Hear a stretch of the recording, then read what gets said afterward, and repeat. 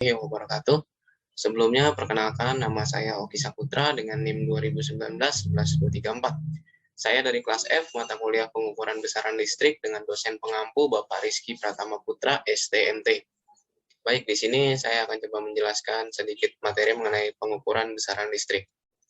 Nah, untuk yang pertama kita bahas itu yaitu unit, dimensi, dan standar. Nah, di mana unit itu merupakan pengukuran standar dari setiap kuantitas fisik dikenal sebagai satuan. Beberapa kali unit muncul dalam jumlah tertentu dari kuantitas yang sama adalah jumlah ukuran. Misalnya 100 meter. Kita tahu bahwa meter adalah satuan panjang dan jumlah satuan panjang adalah 100.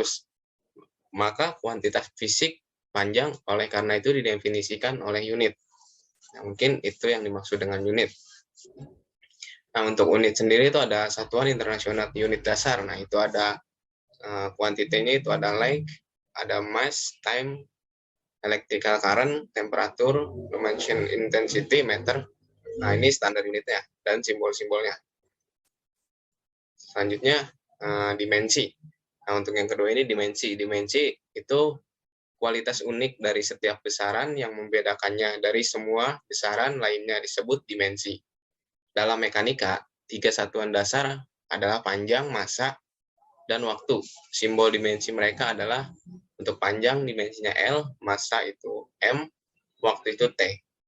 Kemudian ada beberapa unit lagi, yaitu muatan, suhu, dan arus.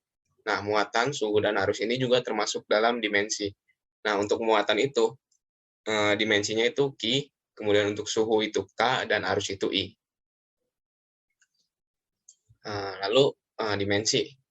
Nah, untuk dimensi sendiri tadi kan ada simbolnya itu ada tanda kurung siku. Itu hanya menunjukkan notasi dimensi. Sistem satuan menggunakan massa, panjang waktu, dan muatan sebagai 4 konsep dasar.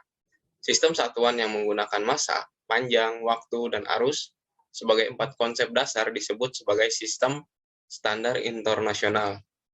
Nah, dimensi itu terbagi besaran listrik dan magnet dapat diturunkan dari hubungan yang diketahui antara keduanya. Nah, selanjutnya yang ketiga itu standar. Nah, di mana standar itu standar pengukuran itu adalah representasi fisik dari unit pengukuran. Satuan diwujudkan dengan mengacu pada standar material yang berubah-ubah atau fenomena alam termasuk konstanta fisik dan atom. Misalnya itu ada satuan dasar massa dalam sistem internasional SI adalah kilogram yang didefinisikan sebagai massa desimeter kubik air sebagai suhu kepadatan maksimum 400 derajat Celcius. Nah, selanjutnya standar klasifikasi standar. Nah, untuk klasifikasi standar itu ada 4. Yang pertama ada international standard, primary standard, secondary standard, dan working standard. Nah, kita masuk ke metode pengukuran, di mana dalam metode pengukuran itu ada 2, itu metode langsung dan metode tidak langsung. Untuk metode langsung, itu dalam metode pengukuran langsung, kita itu membandingkan besaran yang tidak diketahui secara langsung dengan standar primer atau sekunder. Contohnya ya, jika kita ingin mengukur panjang batang, kita akan mengukurnya dengan bantuan pita pengukur standar atau timbangan yang berfungsi sebagai standar sekunder. Nah, di sini kita membandingkan kuantitas yang tidak diketahui secara langsung dengan skala standar. Skala dinyatakan sebagai angka numerik dan satuan. Nah, yang kedua itu metode tidak langsung. Nah, ada sejumlah besaran yang tidak dapat diukur secara langsung dengan menggunakan beberapa instrumen. Misalnya, kita tidak dapat mengukur regangan pada batang karena gaya yang diberikan secara langsung. Dalam kasus seperti ini, metode pengukuran tidak langsung digunakan. Dalam metode ini, besaran yang tidak diketahui yang akan diukur diubah menjadi besaran lain yang dapat diukur. Nah, kemudian kita masuk ke klasifikasi instrumen, di mana klasifikasi instrumen itu ada 3. Yang pertama ada instrumen listrik dan elektronik, kemudian ada instrumen analog dan digital, dan instrumen absolut dan sekunder. Nah, untuk instrumen listrik dan elektronik, itu merupakan suatu alat ukur yang menggunakan gerak mekanik meter elektromagnetik untuk mengukur tegangan, arus, daya, dan lain-lain sebagai disebut alat ukur listrik. Kemudian instrumen analog dan digital. Instrumen analog adalah instrumen yang menggunakan sinyal analog untuk menampilkan besaran yang diukur. Sedangkan instrumen digital itu dia menggunakan sinyal-sinyal digital untuk menunjukkan hasil pengukuran dalam bentuk digital. Kemudian ada instrumen absolut dan sekunder. Dalam instrumen absolut itu nilai terukur diberikan dalam bentuk konstanta instrumen dan defleksi salah satu bagian instrumen. Misalnya galvanometer. Nah, ini merupakan permanent magnet moving coil atau bisa kita sebut dengan PMMC. Nah, di PMMC ini ada permanen magnet, ada bagian permanen magnet, ada kemudian kutub-kutub north dengan south, dan ada juga pegas sama pointer untuk penunjuknya. Nah, itu tadi itu konstruksi dari PMC. Nah, di sini prinsip kerja PMC itu gerakan meteran ini bekerja berdasarkan prinsip motor dan merupakan perangkat yang merespon arus. Lendutan penunjuk berbanding lurus dengan jumlah arus yang melewati kumparan. Kemudian ketika arus arah mengalir melalui kumparan, medan magnet yang dihasilkan bereaksi dengan medan magnet permanen. Gaya resultan memutar kumparan bersama dengan penunjuknya. Besarnya defleksi berbanding lurus dengan besarnya arus pada kumparan. Oleh karena itu, skala mereka linier dengan polaritas yang benar. Kemudian penunjuk membaca skala atas ke kanan, sedangkan polaritas yang salah memaksa penunjuk keluar dari skala ke kiri. Nah, selanjutnya kita masuk ke galvanometer. Nah, di sini galvanometer adalah jenis ammeter, alat ukur yang digunakan untuk mendeteksi dan mengukur arus listrik. Kemudian galvanometer sendiri merupakan sebuah instrumen elektromekanis yang digunakan untuk mendeteksi arus atau tegangan listrik melalui rangkaian listrik. Sebagai instrumen yang sensitif, galvanometer tidak dapat digunakan untuk pengukuran arus yang besar. Kemudian jenis-jenis galvanometer. Jenis galvanometer itu ada dua, yaitu galvanometer AC dan galvanometer DC. Nah, ini merupakan instrumen elektromekanik. Untuk yang pertama ini ada ammeter. Nah, untuk ammeter itu simbolnya seperti di slide, kemudian yang sebelah kanan itu rangkaian dari ammeter. Nah, yang kedua ada voltmeter. Ini sama seperti tadi ammeter, itu ada simbolnya, kemudian ada rangkaiannya, dan ohmmeter. Nah, di sini ohmmeter juga termasuk alat ukur instrumen elektromekanik. Nah, untuk mengukur resistansi, kabel ohm meter XY dihubungkan melintasi resistansi yang tidak diketahui setelah mematikan daya di sirkuit yang diuji. Nah, untuk ohmmeter ini digunakan untuk mengukur tahanan atau resistansi. Sedangkan untuk voltmeter itu digunakan untuk mengukur tegangan. Dan ammeter itu digunakan untuk mengukur arus. Nah, ketiga jenis alat ukur ini. Nah, kemudian ada lagi instrumen elektromagnetik, yaitu wattmeter, yang dimana wattmeter adalah alat yang digunakan untuk mengukur berapa banyak daya listrik yang dihasilkan oleh suatu rangkaian. Nah, jadi wattmeter ini dia berfungsinya untuk mengukur seberapa banyak sih daya listrik yang dihasilkan oleh suatu rangkaian listrik. Dan wattmeter sendiri adalah alat untuk mengukur daya listrik dalam watt dari rangkaian tertentu. Wattmeter adalah kombinasi dari ampermeter dan voltmeter. Nah, jadi di wattmeter ini merupakan kombinasi dari ampermeter dan voltmeter. Itu dua alat ukur yang digabungkan, bisa kita bilang ya. Nah, selanjutnya kita masuk ke instrumen transformer. Nah, untuk instrumen transformer ini, kita harus tahu dulu transformator itu instrumen yang dirancang untuk mengubah tegangan atau arus dari nilai tinggi dalam sistem transmisi dan distribusi ke nilai rendah yang dapat digunakan oleh perangkat pengukur tegangan rendah. Transformator merupakan instrumen mengisolasi sirkuit pengukuran, proteksi, dan kontrol dari arus atau tegangan tinggi pada sirkuit yang diukur atau dikontrol. Nah, untuk transformator sendiri itu ada dua jenisnya. Yang pertama itu ada current transformator atau CT, kemudian potential transformator. Nah, kita masuk ke current transformer, trafo arus. Nah, current transformator ini bisa kita sebut juga sebagai trafo arus CT. Nah, di sini trafo arus ini digunakan untuk pengukuran arus listrik ketika arus dalam suatu rangkaian terlalu tinggi untuk diterapkan secara langsung ke instrumen pengukuran. Transformator arus menghasilkan arus yang dikurangi secara akurat sebanding dengan arus dalam rangkaian yang didapat dengan mudah dihubungkan ke instrumen pengukuran dan perekam. Nah, pada trafo current ini biasanya merupakan trafo jenis step up ya, dalam hasil rasio putaran primer ke sekunder.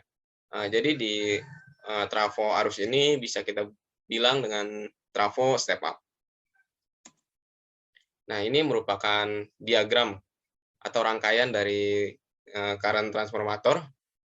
Nah, pada diagramnya itu ada kumparan primer dan sekunder. Nah, pada current transformer ini kumparan sekundernya lebih banyak dibandingkan kumparan primernya. Nah, selanjutnya potensial transformator. Potensial transformator ini bisa disebut juga dengan trafo tegangan.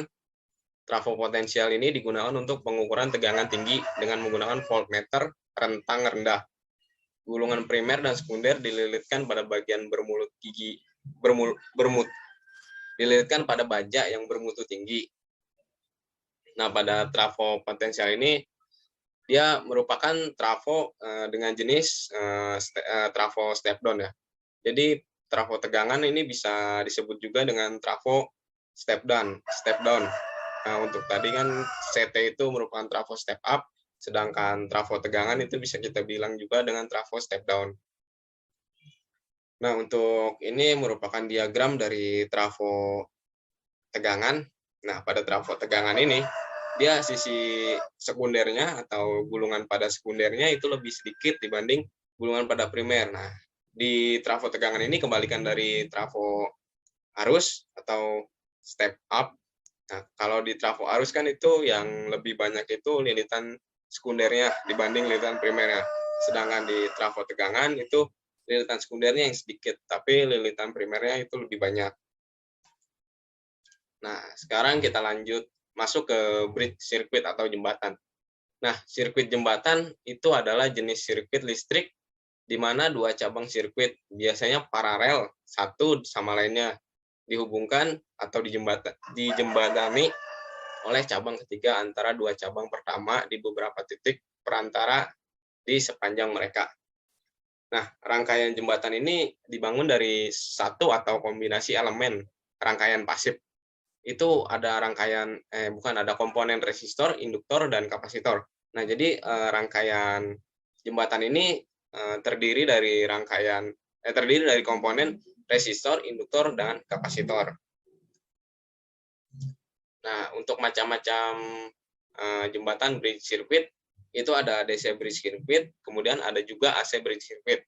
Nah, untuk DC bridge circuit itu ada Washington bridge circuit, kemudian ada Kelvin bridge circuit sama double Kelvin bridge circuit. Sedangkan pada AC bridge circuit itu ada Maxwell bridge circuit, Ice bridge circuit, Anderson, kemudian Owen bridge circuit, DeSauty bridge circuit, Searching, sama Wine bridge circuit. Nah, ini macam-macam dari bridge circuitnya ya, ada yang AC dan ada yang DC. Nah, selanjutnya klasifikasi of resistansi. Nah, untuk ini kita masuk ke klasifikasi resistansi. Nah, untuk klasifikasi resistansi atau hambatan itu ada 3. Itu ada low resistansi, medium resistansi, dan high resistansi. Nah, yang dimana low resistansi itu merupakan resistansi dengan nilai kurang dari atau sama dengan 1 watt. Disebut resistansi yang rendah. Sedangkan medium resistansi itu merupakan resistansi dengan nilai mulai dari 1 watt hingga 100 kilowatt. Nah, untuk di angka tersebut, nilai watt tersebut dari 1 watt hingga 100 kilowatt itu disebut dengan resistansi sedang. Kemudian high resistansi atau resistansi tinggi. Ini di mana resistansi ini bernilai di atas 100 kilowatt. Nah, jika resistansinya di atas 100 kilowatt, maka bisa dibilang resistansi tersebut itu resistansi yang tinggi. Nah, ini adalah jembatan Kelvin Bridge. Nah, di mana jembatan Kelvin Bridge ini merupakan sirkuit memberikan akurasi yang besar dalam pengukuran resistansi nilai rendah umumnya di bawah 1 watt. Nah, jadi di Kelvin Bridge ini dia bagus karena dia bakal memberikan akurasi yang besar dalam pengukuran resistansinya. Nah, pada jembatan Kelvin Bridge ini terdiri dari resistor. Kemudian di jembatan Kelvin Bridge ini digunakan untuk mengukur nilai resistansi mulai dari mikroohm hingga 1 ohm. Nah, selanjutnya ada double Kelvin Bridge. Nah, jembatan ini berisi satu set rasio, maka disebut jembatan ganda. Nah, jadi set kedua dari lengan berlabel I dan M, galvanometernya terhubung ke titik F. Rasio hambatan dengan I dan M sama dengan rasio R1 dan R2. Nah, pada double Kelvin Bridge ini ada penambahan komponen dibanding yang tadi Kelvin Bridge. Nah, pada double Kelvin Bridge itu rangkaian resistornya itu ditambah yang terhubung dengan galvanometer. Nah, pada double Kelvin Bridge ini dia ditambah dengan 2 resistor. Kemudian ada Washington Bridge. Nah, rangkaian jembatan Washington ini Washington Bridge. Nah, rangkaian jembatan Washington Bridge ini digunakan untuk membandingkan resistansi yang tidak diketahui dengan resistansi yang diketahui. Nah, untuk jembatan Washington ini biasanya digunakan dalam rangkaian kontrol. Pada jembatan Washington ini adalah metode paling akurat yang tersedia untuk dilakukannya untuk mengukur resistansi dan populer untuk penggunaan di laboratorium.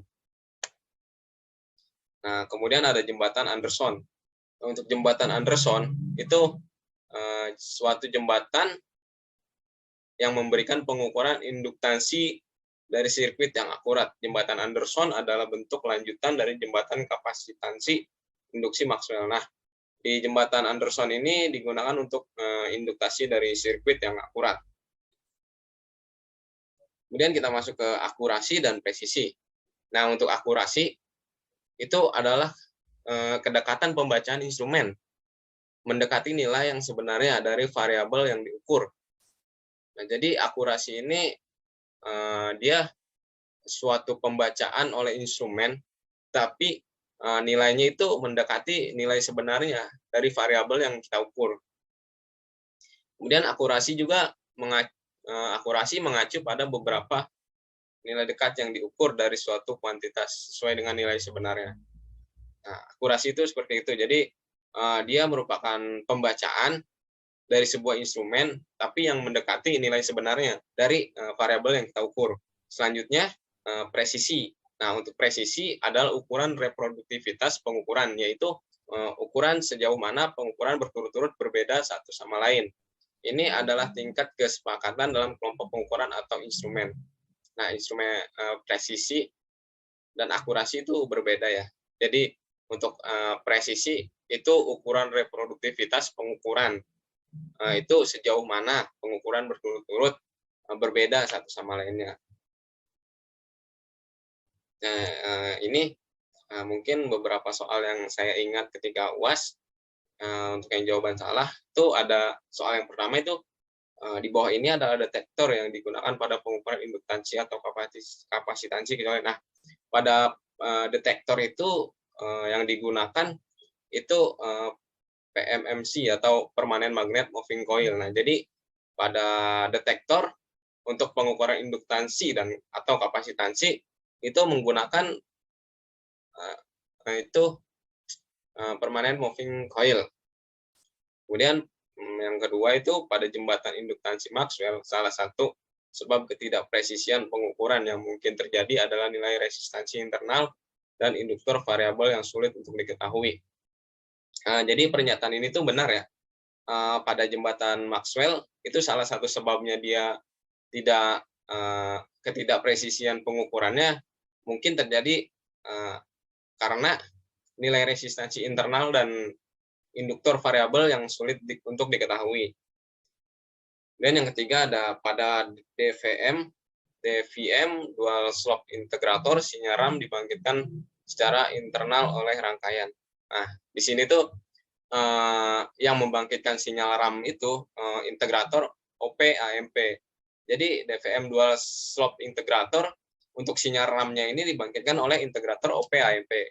Dan selanjutnya itu ada kelebihan jembatan Anderson adalah, nah untuk kelebihan jembatan Anderson sendiri yaitu dia mampu mengukur nilai Q dengan rentang yang luas. Nah, jadi kelebihan dari jembatan Anderson itu dia mampu mengukur nilai Q-nya dengan rentang yang luas. Dan jembatan-jembatan yang digunakan untuk mengukur kapasitansi adalah, nah untuk jembatan mengukur kapasitansi itu ada dua, itu jembatan di Sauti dan Sharing Bridge. Nah, dua jembatan ini dia digunakan untuk mengukur kapasitansi. Nah, selanjutnya itu ada untuk menghitung dan menampilkan jumlah pulsa pada instrumen elektronik digital digunakan rangkaian. Nah, untuk menampilkan jumlah pulsa pada instrumen elektronik itu kita menggunakan flip-flop atau counter dan 7 segmen. Nah, pada counter ini dia berfungsi sebagai pencacahnya. Nah, dan pada 7 segmen dia berfungsi untuk menampilkan angka yang tadi dicacah oleh counter. Nanti jadi dari hasil si counter akan dilanjutkan ke 7 segmen untuk ditampilkan. Nah, lanjut ada pada DVM jenis suction aproksimasi, tegangan referensi dibanding dengan tegangan successive secara terus-menerus hingga komparator menghasilkan output satu. Nah, untuk pernyataan ini salah ya jawabannya. Terus DVM jenis successive approximation lebih akurat dibandingkan DVM jenis RAM karena menggunakan sinyal RAM. Nah, untuk pernyataan ini juga salah. Jadi untuk keakuratan antara successive aproksimasi dengan DVM itu lebih lebih akurat DVM ya, karena dia menggunakan sinyal RAM. Kemudian pada trafo arus, sisi sekunder harus selalu dalam keadaan tertutup agar pengukuran lebih akurat. Di sini pernyataannya salah ya. Jadi agar pengukuran trafo arus itu lebih akurat, jadi si sisi sekundernya itu bukan tertutup, akan tetapi dia harus terhubung ke rangkaiannya. Jadi agar lebih akurat itu, jadi sisi sekunder ini harus terhubung dengan rangkaian atau itu untuk lebih akurat dia itu dihubung tingkat. Nah, yang terakhir itu ada trafo arus pada dasarnya adalah trafo step up, sedangkan trafo tegangan adalah trafo step down. Nah, untuk ini pernyataan ini benar ya. Tadi kan juga sudah kita bahas bahwa trafo arus itu bisa kita sebut dengan trafo step up atau CT. Kemudian trafo tegangan itu bisa kita sebut dengan trafo step down.